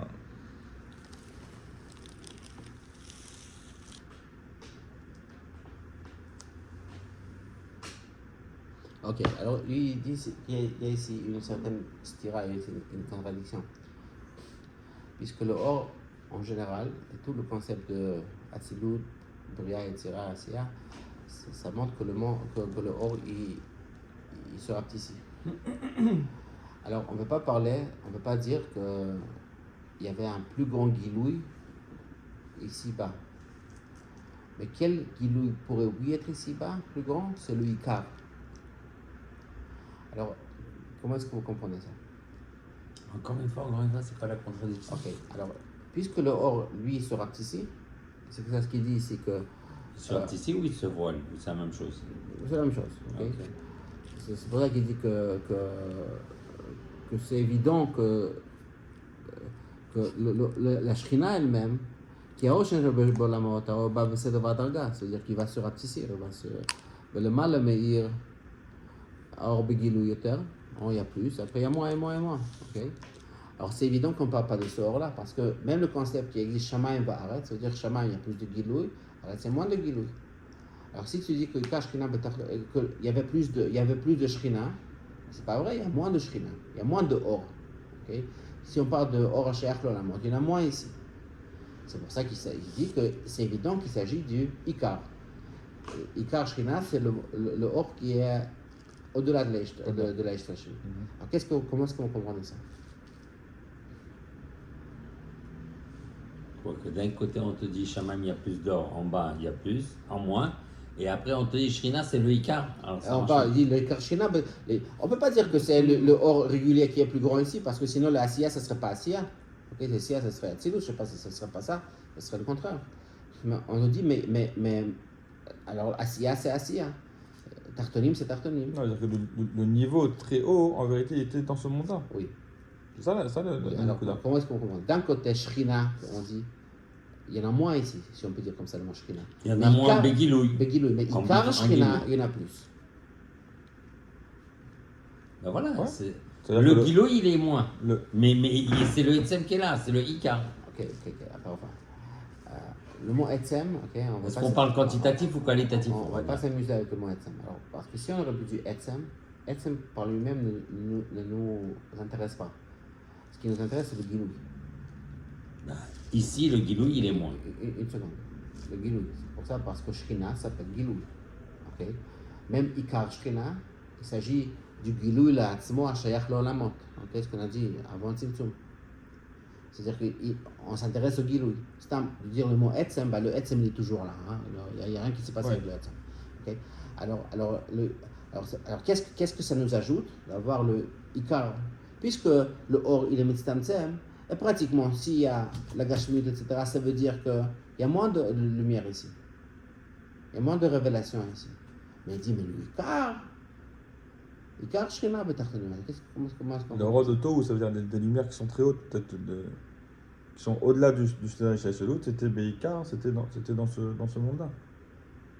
Alderer, comme on dit, quoi, la Gavoa Bioter, il y aurait des Mata Bioter. Oui, c'est vrai, mais qu'est-ce que ça veut dire? C'est-à-dire, par rapport au Mekabel, alors on voit rien, il y a un Elem Vester de folie. Mais sache que dans ce Elem Vester, il y a un super grand truc. Puisqu'on te dit, il vaut mieux 1 heure Kiyum Torah Mitzvot Ba'olam Hazeh Mikol Chaye Olam Haba. Donc là, ici, il y a quelque chose qu'on ne voit pas, qu'on ne perçoit pas, mais sache que le Ikar, il est là, entre guillemets. Pas entre guillemets. Non, mais dire que le Ikar à Shekhinah, c'est-à-dire que le niveau le plus haut, il était vraiment ici-bas. C'est ça la Nekuda. Malgré qu'on voit rien et on ressent rien. Non, avant on le ressentait. Non, Avant, ici. Bah, avant, ici, on le ressentait. Non, mais il Avant dit, les Chataïm. alors, il dit, même pour les Chataïm, c'est pour dire que même avant Vav, שקודם החטא היה גם למטה האור בגילוי, וכמקום גם אז היה הגילוי, האור יותר למעלה. C'est-à-dire que même s'il y avait ici du gilou, là-bas, il y avait plus. Encore, malgré que c'était avant la faute, même encore. Voilà. Il y a toujours l'entonnoir. On est Et toujours la là. kavana, על האור שלמעלה מעולמות, עיקר שכינה. C'est ce אור-là qui était là, le אור qui est למעלה מעולמות, עיקר שכינה. Mais c'est-à-dire que, alors comment ça marche, comment ça fonctionne? Que là, le gilou אור, il y en a moins, Ah, c'est vrai que là, mais le עיקר שכינה, il y en a plus. Non, au niveau du Gilou, c'est sûr que, comme tu dis, le Gilou il est à moins, mais le Ikar à Shekhinah, ça veut dire que au niveau de la qualité, c'était là, mais c'était pas dévoilé comme il fallait. C'est toujours le projecteur de 100 millions de mégawatts sur Terre, mais il y a tellement de voiles que tu vois à peine une petite étincelle. Mais c'est les mêmes 100 millions de watts, en haut et en bas. J'oserais dire comme ça. Il faut relire en vérité. Ah, mais là-bas, il dit encore plus que ça. Il dit que le Icar, il était d'après ici.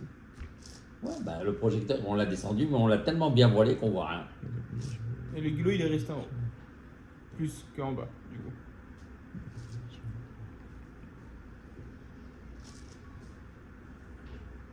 Qu'est-ce que tu dis, Youssef? Monsieur le rabbin, éclairez-nous.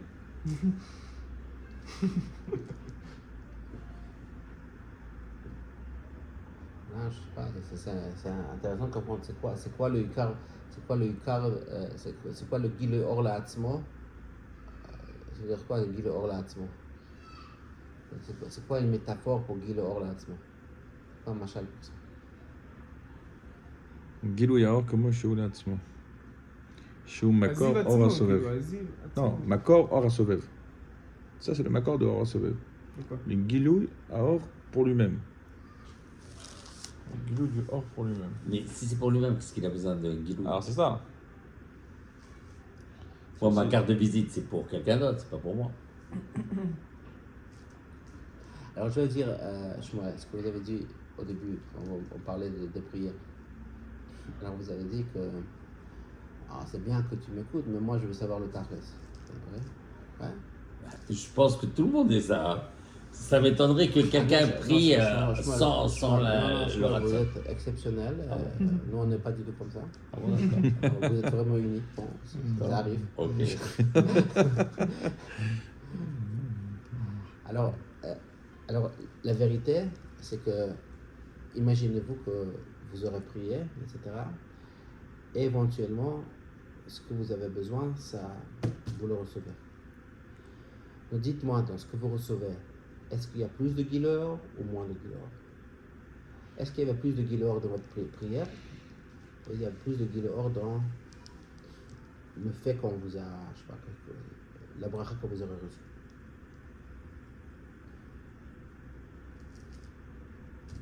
Je pense que le Gilouï Or, c'est quand tu as eu le Taïchoua, que ce soit de Refoua, de Yachidou, Juste imaginons. Ouais. Vous avez besoin de la Parnassa, un truc de Parnassa. Vous aurez toujours la bénédiction de la Parnassa, ce ne sera même pas un thème, etc. C'est juste pour raconter les miracles qui sont toujours là à l'heure, avant que vous y pensez même. Alors maintenant, vous allez au temple. Hein. C'est une expérience extraordinaire. Vous allez là-bas. Vous êtes même procuré un korban juste parce que vous êtes rentré dedans. Avant ça, vous avez étudié la chassidoute, je sais pas quoi. Vous êtes dans les horotes, vous allez prier, et le korban, je sais pas, Ola, tout pour le bon Dieu, je sais pas quoi. Vous avez donné aussi plein de chèques de tzaka pour être cli pour tout ça. Vous avez prié avec tout ça. C'était une expérience extraordinaire. Ouais. Et après, quand vous rentrez chez vous, vous recevez une lettre à monsieur Gabaï, ça et ça, elle dit regarde, ça marche. Quelle expérience il y a plus dehors? L'expérience de la prière au temple ou l'expérience de recevoir la lettre? Ça va dépendre. Qu'est-ce que tu appelles il y a plus d'or? C'est quoi le or? Alors je vous demande, Mais c'est quoi le or? c'est quoi le or? Est-ce que tu parles du ratson de l'Eid Karev? Non, Ou traité de cacheroute, où est-ce que vous ressentez la divinité plus?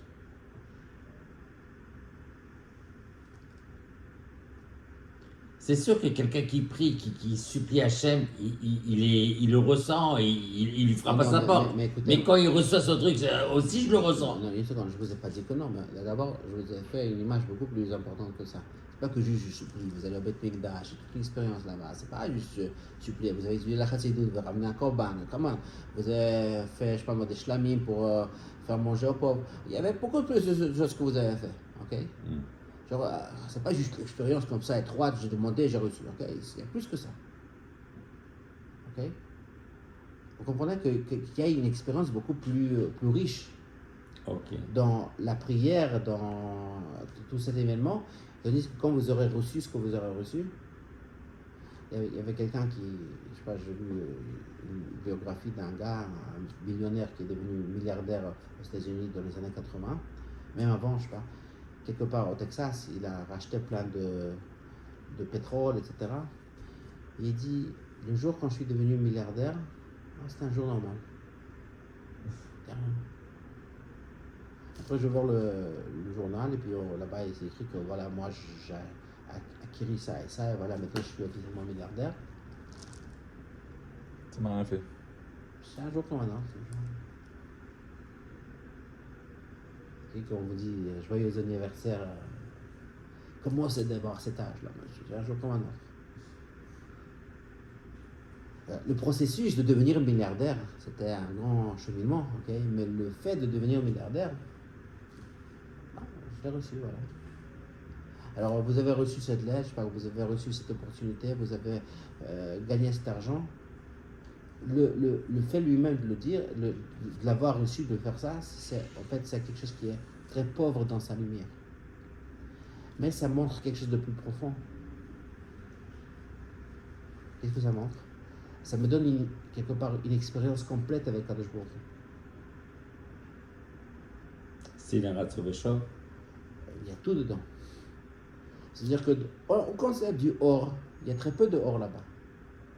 Mais au concept du Ikar Shrina, c'est très rempli de ça. Attends, pourquoi tu dis il y a très peu d'or? Où il y a très peu d'or? Dans la SIA. Dans le fait que j'ai Bepoel, je sais pas moi, gagné l'argent, il y a beaucoup moins de lumière là-bas que dans le processus que j'ai fait. Ah oui, d'accord. Ok? Par exemple, si tu vas dire, qu'est-ce qui t'enrichit plus, de bâtir une compagnie, une entreprise, ou bien de gagner l'argent à la fin? C'est beaucoup plus enrichissant et de bâtir. Ok? Ouais. C'est-à-dire que c'est là que tu deviens la personne que tu deviens. Après, bon, c'est... Comme gagner au million. Après, je gagne, c'est normal, mais le truc, c'est de créer cette structure. Une fois que j'ai créé la structure, après, je gagne. Bon, ça va, c'est normal. Quoi, okay? Mais c'est-à-dire que le guil or ne se passe pas dans la SIA. Il y a très peu de or là-bas. Le or se passe au-delà de la SIA. Mais qu'est-ce qui se passe une fois que j'ai accompli tout le truc? Je l'ai vraiment compris. Je l'ai vraiment eu. Donc si quelqu'un il va toujours bâtir des business, il ne va jamais réussir. C'est-à-dire qu'il lui manque quelque chose. Il n'a pas compris, il n'a pas vraiment, il n'a pas reçu le point. Alors si on va dire que le concept de Ikar Shrina, c'est qui Kadosh Baruch Hu, c'est quoi sa révélation, on aurait reçu Betartoni. C'est-à-dire qu'il y a quelque chose ici, quand on reçoit ça, c'est là qu'on aurait reçu, je ne sais pas comment dire, après ça, l'image complète. Je ne sais pas le mot image, je ne sais pas comment l'utiliser, si je l'utilise bien. Il y a une telle explication, les Gabey, Shar Hanoun. Vous savez, il y a dans Bina, il y a même peut-être Shari, puis il y a Shar Hanoun. Alors on dit que Moshe Rabbeinu, quand est-ce qu'il a eu la révélation de Shar Hanoun? Le jour de sa mort. Ah, c'est pas gentil ça, hein? Toute sa vie, il a espéré, il a reçu le jour de sa mort et puis il a dû mourir après. C'est pas gentil. Au moins une semaine avant, un petit mois avant. Pourquoi le jour de sa mort? Vous avez jamais pensé à ça? Alors on explique pourquoi. Parce que Shar Hanoun, c'est pas à niveau et puis c'est tout. D'ailleurs, il y a des opinions différentes là-dedans, mais l'opinion générale, la plus populaire, c'est que Shar Hanoun, c'est comment ça s'appelle? Ça redémarre un nouveau cycle. Non, c'est l'accumulation de tout. Donc, une fois que j'ai vécu ma vie avec C'est la toutes mes synthèse. expériences, c'est la synthèse de tout. Ok? Quelque part, je ne sais même pas à quoi m'attendre. C'est pour ça qu'on dit que Charanoun, il n'y a pas une interroute de l'état pour arriver à Charanoun. C'est pas que, parce que ce n'est pas un truc linéaire. C'est pas que je fais ça, je reçois ça. Mais une fois que j'ai eu la shlemut de quelque chose, paf, je reçois une synthèse beaucoup plus grande. Ok? Alors quelque part, qu'est-ce qu'on dit? C'est-à-dire que les gens, si on pourrait dire ainsi, qui vivaient, enfin, le monde, comment il était bâti, ont été capables de vivre cette synthèse et d'avoir un rapport avec la Ikar Shekhinah, la façon comment tu te révèles, je te capte vraiment. Non, on ne parle pas d'interaction avec les personnes qui vivaient à cette époque-là.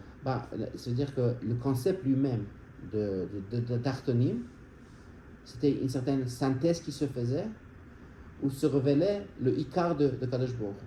C'est comme si maintenant tu le connais vraiment. Si je peux dire ainsi, de me connaître. Okay? Comme c'est Shayach, le lien de Gilouï, le lien de Gilou La'atzmo, okay? C'est-à-dire que, je ne sais pas, c'est quoi Gilou La'atzmo? Je ne sais pas si je le dis bien, mais c'est une façon de dire comment est-ce que je m'identifie. Gilou La'atzmo. Mais c'est quoi? Les êtres à cette époque-là, ils avaient la capacité d'être mis de travers avec Akadosh Baruch Hu tel qu'il est avant le Tzimtzum. C'est ça? Oui, c'est-à-dire que Dafka dans le Tartonim, c'est Dafka dans le concept de vivre dans cette vie physique, à travers ça, on pouvait avoir cette expérience complète qui nous aurait ramené à l'expérience de qui c'est qui Kadosh Baruch Hu. Maintenant, quelque part, la parashat Shlach, la parasha ici, c'est ça la marloquette entre les Meraglim, Yoshua et Kalev. Les Meraglim disaient, non, on ne veut pas rentrer dans la terre, on ne veut pas rentrer dans le Gashmi, on est beaucoup plus à l'aise, on aime bien le bon Dieu Rouhani, quoi. Et puis on peut genre faire toutes les équations dans le monde Rouhani. Il a dit non, vous ne pouvez pas. Tova haaretz me'od me'od, c'est juste à travers les actions. Mais c'est bas, c'est haaretz. C'est Eretz Ochelet Yoshvea, on peut se perdre là-bas. Et les Néphilim. Il y a plein de choses. Mais c'est d'à travers ça qu'on reçoit un concept qui est au-delà de ce qu'on aurait pu s'imaginer. C'est-à-dire que quelque part, le concept spirituel reste un concept linéaire. Okay? C'est d'Afka à travers le travail dans l'Olam Hazeh, dans Eretz Israël, dans le truc Gashmi, qu'on reçoit un concept qui est au-delà de ça. Juste pour revenir, les personnes. Donc, non, mais ici on dit que Ikar Shekhinah ve'tartonei ma'ita. À quel moment on parle? On parle avant. On parle à la Bat et les Gani. Avant Chet Hadat. Donc en vérité, on parle en vérité de Adam Arishon. Oui. Donc Adam Arishon, il avait une perception d'Akadosh Baruch Hu, donc du hors d'avant le Tzimtzum, c'est cette perception qu'il avait. C'est ce qu'on supposait de vivre à travers le Olam Hazeh. C'est quoi Bat et les Gani, les Genouni? C'est quoi Bat et les Gani? Il dit les Gani en Ktav et les Genouni. Tu ne l'as pas traduit, comme tu l'as écrit. Je suis venu dans mon jardin. Alors, Genouni, c'est quoi ce Genouni? C'est mon petit jardin. C'est quoi le petit jardin? Par exemple, il y a un roi, il a plein de choses, et puis il y a ce petit jardin mignon, jardin intime caché comme ça, qu'il n'y a accès qu'à lui. Okay? Il est fait là-bas, c'est comme s'il est le plus lui-même là-bas. Okay? Ça, c'est pas le Genouni. C'est la place où je suis le plus moi-même. C'est-à-dire que tu veux vraiment avoir l'expérience du roi, va dans ce jardin, tu vas un peu ressentir c'est quoi la place qui est la sienne. Et pourtant, Olam s'est mis la chaîne Vester. Oui, alors même ça, c'est vrai. C'est-à-dire que quand est-ce que tu vas avoir ça? Parce qu'il y a toute l'expérience aussi du Helen Vester. C'est pour ça que l'Olam, comme on dit, la Siya, il y a le Helen Vester, même avant le Chet. Il y avait toujours un Helen Vester dans la Siya plus que dans l'Olam plus haut. Oui. Et on a besoin de tout ça pour avoir ça. Quand je vous ai dit, comme vous aurez dit comme ça, vous avez prié, c'était au Beit Mikdash. Et après, vous êtes parti travailler, vous avez gagné de l'argent. Il y a Helen Vester au milieu. Pourquoi? Parce que c'est derrière Hateva, vous avez fait des choses al Pitan Vadat, etc. Mais une fois que vous avez fait la synthèse de tout ça, vous avez reçu une expérience de Kadosh Baruch Hu qui transcende tout. Si vous avez reçu juste le concept du Beth Mikdash, par exemple, imaginez-vous que vous sortez du Beth Mikdash et on vous donne un chèque. Genre comme ça, tout de suite. Il y a un truc qui vous tombe dessus. Vous n'aurez pas fait le cheminement TV. Oui. Alors vous n'aurez pas vraiment eu le concept de Kadosh Baruch Hu. C'est d'ailleurs qu'à travers, après avoir traversé le concept, comment ça s'appelle, TV, Alpitan Vadat, avec l'investeur, et malgré tout ça, avoir reçu ce que vous aurez reçu, et même peut-être avoir des sfekot, et dépasser les sfekot, tout ce concept-là, c'est là que vous allez recevoir un concept de Ikar Shechina. En tout cas, ce qu'il est en train de dire, que c'était comme ça avant les Chataïm. Avant le Chataïm. C'est-à-dire que quelque part après les Chataïm, ce qui est arrivé, que les gens ne percevaient pas le bon Dieu là-bas, alors ils se perdaient. Si tu devais résumer tout le hot, comment tu résumerais? Vas-y. Non, mais je te dis, parce que là, il y a beaucoup de concepts. Enfin, beaucoup de concepts. C'est un seul concept, mais ça veut dire, Qu'est-ce que tu dirais? Qu'est-ce que tu dirais? Bon, moi, je veux le dire aussi, mais je sais pas, je dois réfléchir. On perçoit Kadosh Baruch Hu à travers le l'investir de Solam Hazeh, à travers des masses. Ne croyez pas qu'en montant là où vous allez le voir, le Gani, les Gnouni, c'est ici. Déjà, il a expliqué ce que c'était Shekhinah. La définition de Shekhinah. Moi, je t'ai fait en une phrase. Tu vas au paragraphe. Parce qu'en réalité, c'est ça qui est important, c'est de comprendre ce que c'est Shekhinah et qu'est-ce que c'est Ikar Shekhinah. Moi, je me demande, juste pour être un peu créatif, ok? Ce qu'on a parlé au début, que Mamar Liom Istal Kuto, ok? Ça veut dire que, et ça, il s'agit un an plus tard, Tafshin Galef. Alors, on vient de perdre le Rabbi. D'ailleurs, quand le Rabbi il a dit ce Mamar, c'était même pas encore très clair qu'il prenait la Nessiout, ok? C'était un an de. Tergiversation. Ouais. Ça veut dire que pour avoir le guilou du Rabbi, qu'il a donné le Mamar Liom Istalkuto, on doit aussi vivre ça Istalkut, on doit aussi avoir cette souffrance qu'on n'a pas de Rabbi. Et après tout ça, on découvre qu'il a donné le Mamar Liom Istalkuto. C'est le Ikar Shekhinah Bedardo. Ah, Fadak. C'est pas qu'il a donné le Liom Istalkuto et puis bah là, il n'y a pas de problème. Non. On se dit, waouh, il a donné le Mamar, mais il est décédé ce jour-là. Genre, il y avait Un bug technique. Il y avait un bug technique, ouais. Et puis, c'était pas juste un bug technique. Qu'est-ce qu'on va faire? On n'a pas de suite, on n'a pas de continuité. Qu'est-ce qu'on va faire? Ouais, un truc comme ça, ouais. Et puis, voilà. Alors après, on va dire non. Après tout ça, on voit qu'il a donné ça l'Yom Estalkuto. C'est-à-dire qu'à travers tout ça, qu'est-ce qu'on va voir? Il a donné l'Yom Estalkuto, ce Mamar-là. Est-ce que ça voudrait dire qu'Azécha plus quelqu'un ira? Bravo mon gars, tu galères, sache que t'es dans le Hitsem, t'as le Ikar Shekhinah avec toi. Alors j'en peux plus. J'ai que des galères de tous les côtés. Et la femme, et la parnassa, et ma fille, et mon zef. D'abord, Bezat Hashem, que tu vois. Tout ça, Beethoven et Amen. Et que tu ramènes ici chaque fois une bouteille d'arak, mais pas parce qu'on t'a demandé, mais parce que tu es tellement joyeux, parce que tu vois les bénédictions comme ça. Amen. Tu veux pas et pour moi, pas de l'arak, mais bon. Bon, t'amèneras de la vodka. mais bon, mais tu vois, vraiment que ce soit pas ton thème. Hein, que le thème, ce sera que. Non, mais ça me donne un peu cette impression. Plus le gars il rame, t'inquiète pas mon gars, t'es dans la bouteille. Non, le mec il en peut plus. Non, mais moi je pense que c'est le contraire. La question c'est que nous d'habitude, puisque nous on ne voit pas le Ikar Shekhinah Batortonim, alors on n'a pas cette synthèse à la fin. Ok? Il y a un concept très différent. Si à la fin du compte on voit que tout ça, ça m'a ramené à quelque chose, ou bien si je ne le vois pas. Par exemple, ou ça t'a éloigné. Oui, ça m'a éloigné, évidemment. Par exemple, une seconde. Une des plus grandes douleurs que nous avons, c'est la douleur aux dents. Okay? On en a arraché 2 là. Ah, ok, cette semaine. attends, je te bénis que tu remplaces avec des dents en or, ok? Ah D'accord, ouais, ah ouais. Non, Non, ça c'était en Russie, ça. bon, alors, je sais pas, tu choisis les dents Non, mais blanches, je alors- sais pas quoi. Alors, le concept, c'est que, mais si je dois aller chez le dentiste, alors je suis prêt à passer comment ça s'appelle? Le talir. Le talir. Pourquoi? Parce que je sais qu'il y a un sens à ça. Ok? C'est-à-dire que le sens, en fin de compte, il me fait voir tout ça, et après je vois du sens dedans, dans tout. Ok? Alors, le problème chez nous, c'est pour ça ce qu'il dit qu'il n'y avait pas, la Shrina elle est partie, on va parler de ça.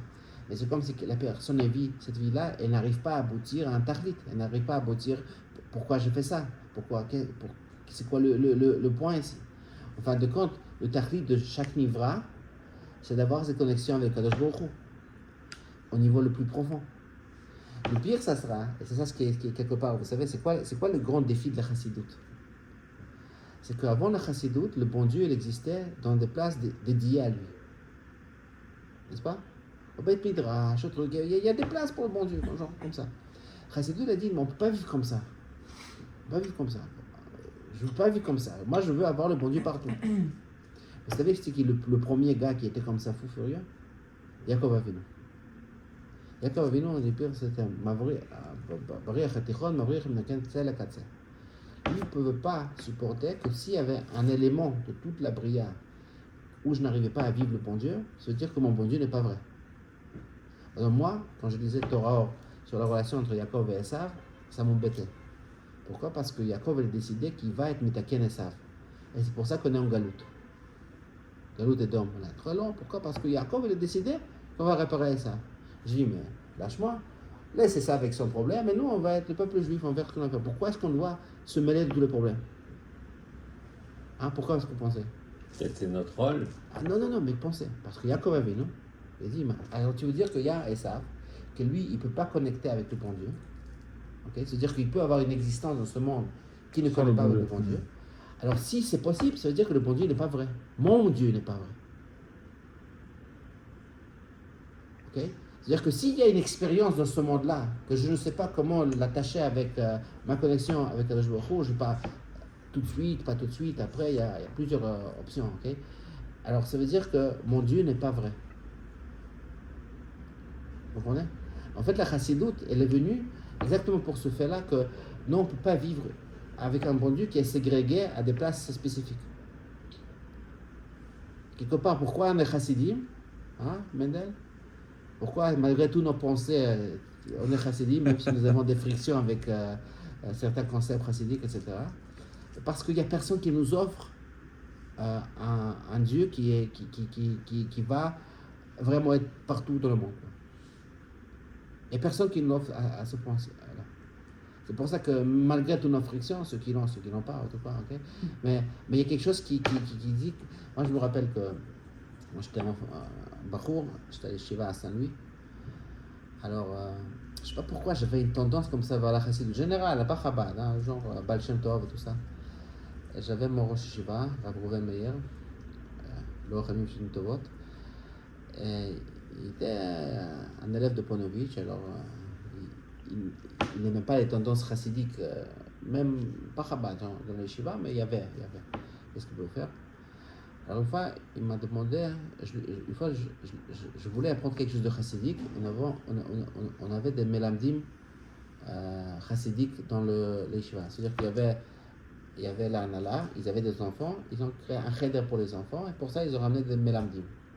Il y avait un Melamed qui était un Belze, un autre qui était un Psheversk. Okay? Alors le Belze, je lui ai demandé, est-ce que tu peux apprendre avec moi un Sefer Chassidut? Je sais pas, Ismach Moshe, un truc genre, un Sefer Chassidut. Alors lui, il dit, je ne voulais pas avoir le problème de Rosh Shiva, tu demandes Reshut au Rosh Shiva, s'il te permet, j'étudie avec toi. Alors Tamim, je viens chez le Rosh Shiva, est-ce que je peux apprendre un Sefer Chassidut avec le Melamed? Il me dit, il commence à me dire que je ne devrais pas le faire. Maintenant... Tu as demandé pourquoi? Je sais pas, il m'a dit... je sais pas, il m'a dit ce qu'il m'a dit. C'est pas que j'étais... Alors, à un moment, il arrive... Je sais pas, c'était une autre fois que je lui ai parlé. Il m'a demandé... Je pense qu'il n'a pas cru... Bon, moi, je l'ai écouté. Il m'a dit non. Alors, je fais non. Le Rosh Hashanah m'a pas donné le Rosh, alors je ne fais pas. Après, il m'a demandé est-ce que tu apprends la chassidut? Genre, la chassidut, non, la connexion avec Chabad. Non, pas Chabad, c'est genre des Sfarim, d'autres Sfarim. Il y avait quelqu'un qui a. L'Yeshiva, il a hérité une bibliothèque de quelqu'un qui est décédé. Il y avait des Sfarim de chassidut là-bas. Donc, c'est pas. Évidemment, pas Chabad. Hein. Alors, il me dit est-ce que tu apprends les Sfarim de chassidut? Non, le Rosh m'a dit non, alors je ne l'apprends pas. Il dit mais je lis des histoires chassidiques. Il me dit, il faut faire attention, les histoires chassidiques, elles sont pleines d'apicorsout, etc. Ouais. Apicorsout, il a dit? Ouais. Après, je lui dis, il me dit, alors pourquoi est-ce que qu'est-ce qui t'attire vers ça? Pourquoi cette. Alors, elle dit, parce que dans l'histoire chassidique, le bon Dieu, il est là. Toi, tu lui as répondu ça? J'avais 15 ans, je sais pas. Le bon Dieu, il est là. Même lui, il est tombé. On me dit pourquoi ça ne te suffit pas, c'est écrit dans le Shulchan Aruch, dans le début du Shulchan Aruch, que la personne doit percevoir que Kadosh Baruch Hu, il est Shiviti Hashem Tamid, etc. Je sais pas, c'est pas la même chose de lire dans le Shulchan Aruch que dans l'histoire chassidique, quand il te raconte l'Ashgacha Pratit, quand il te raconte quelqu'un qui est en détresse et puis il prie, etc. Vous comprenez? Alors, la vérité, pourquoi est-ce que je suis dans la chassidoute? Parce que moi, je n'arrive pas à vivre avec un bon Dieu ségrégué. Voilà. D'accord. C'est quoi ségrégué? Ségrégué, c'est comme les Noirs aux États-Unis. Ségrégation, c'est-à-dire que tu mets ça d'un côté et ça d'un côté. On les met à part. Ok, on arrête là. 1h31, Chazak Ovaroch.